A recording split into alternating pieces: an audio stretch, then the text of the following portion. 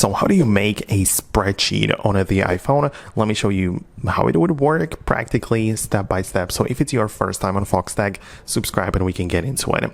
So at first, you need to have an app which is capable of doing that. And the most common apps for this purpose, there are actually like 3 of them which people use. It's either the Microsoft Excel, which you can get. Then there is the Google Sheets, which is also available on the App Store, or Apple Numbers. And you can essentially choose any of them. I'm gonna go with the Apple Numbers this time because it's freely available and it's like made by Apple and we use iPhone. So I guess I'm gonna go with this one, but you can create them in the Google Sheets as well as Microsoft Excel. But you open up the Numbers, right?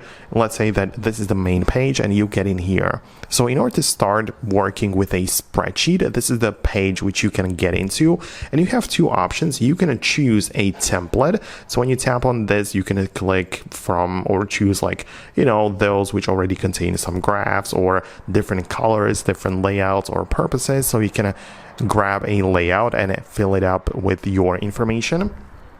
Or you can click on the new spreadsheet, which is going to basically start with a blank one, which you can fill up. You can still add all of the effects and the charts and everything, but you have to do it manually and from scratch. So depends on which option you go with, but you can get in here, you can double tap the cells and add the text in here, or select stuff and like add the effects and so on. So yeah, that's how it works. You can use all of the features, but now we have officially created the spreadsheet. So if we are done with it, we can, just click on the 3 dots and tap on export and export it as PDF, Excel, CSV, whichever one you want to use. But let's say I'm going to export it as PDF, and I can then share it over email or save it to my files or whatever.